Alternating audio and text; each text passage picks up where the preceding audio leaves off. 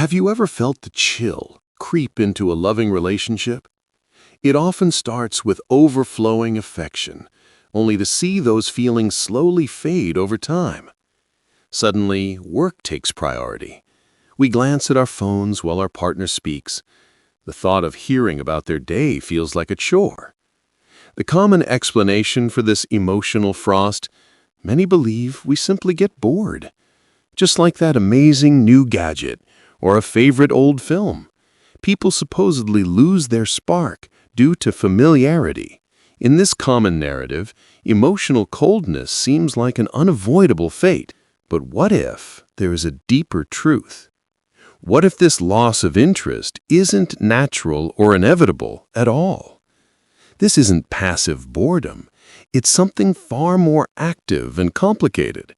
It exists because we've been hurt, felt angry, or grown scared of our partner. Crucially, we haven't found a cathartic way to express these raw feelings, either to ourselves or to them. The path back to warmth lies in acknowledging these hidden pains. True connection demands honest communication, transforming unspoken hurts into understanding. It's about choosing courage over comfort. It's about building a future where love doesn't just endure, but actively thrives by bravely sharing our deepest truths. We talked about turning unspoken hurts into understanding, choosing courage. But what happens when we just tune out? It feels like we're bored, right? Yet this isn't just boredom.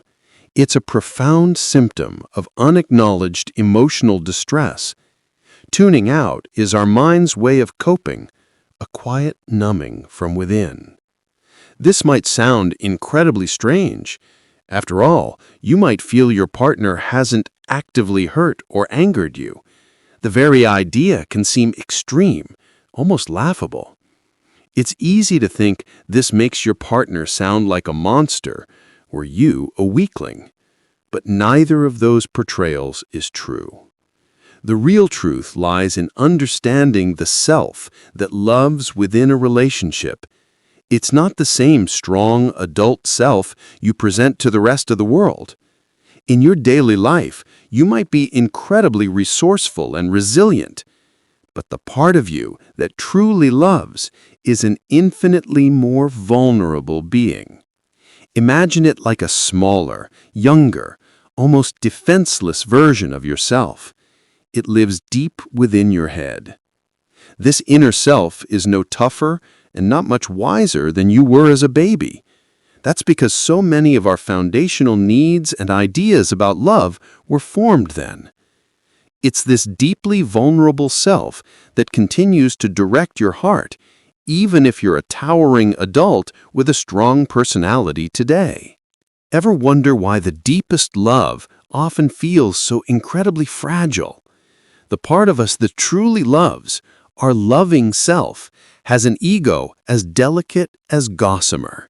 It's astonishingly easy to wound, frighten, or deeply upset it. Think of it. Interrupting a story about a simple lunch can cause distress. Not asking enough about a tiny spot on its arm yesterday, that can sting. Choosing a book over cuddling, that feels like rejection. Even a minor disagreement about a TV channel can leave a lasting bruise. To our ordinary adult standards, these are incredibly tiny slights. But in the complex landscape of love, we don't operate by adult rules. These small arrows are potent enough to pierce the tender emotional core of the loving self. Ideally, this vulnerable part of us would instantly vocalize its hurt. It would carefully explain its frustration and pain.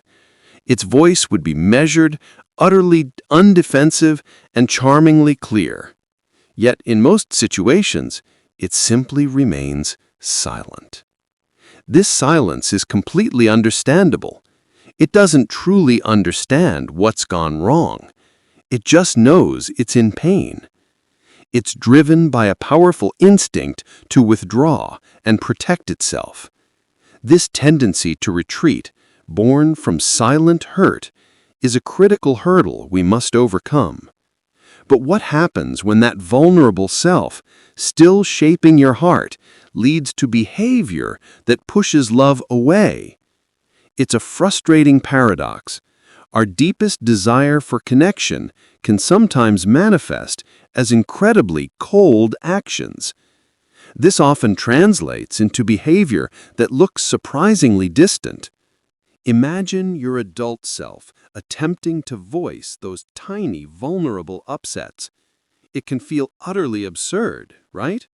That's precisely why we often remain silent, bottling it up. There's something uniquely humiliating about having to admit, I needed you to care more about the details of my lunch break. Or even, I'm 45 years old, but I can't share a TV remote control. Yes, these truly seem like small, insignificant issues for a mature adult. However, the parts of us that dare to make themselves vulnerable in love don't obey the ordinary rules of adulthood. The painful consequence? That loving, open self begins to dry up. It loses its desire for intimacy, becoming sarcastic, irritable, and detached.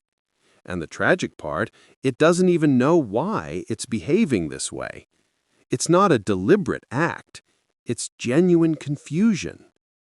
To truly cope and heal, we need a prominent, shared awareness. We need mutual forgiveness for this complex dynamic of sensitivity and distress. Ultimately, it requires a deep commitment to decode these subtle signals the moment disengagement and indifference start to creep in. Understanding this hidden language is the key to unlocking true intimacy. So how do we conquer this silent retreat?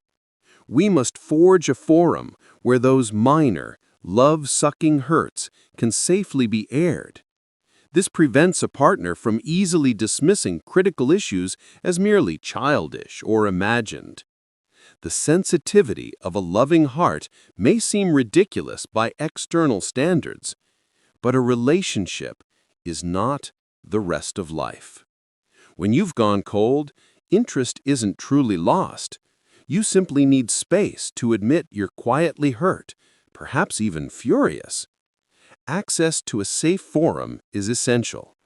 Here, tender but critical feelings can be aired, purged, and understood without any humiliation.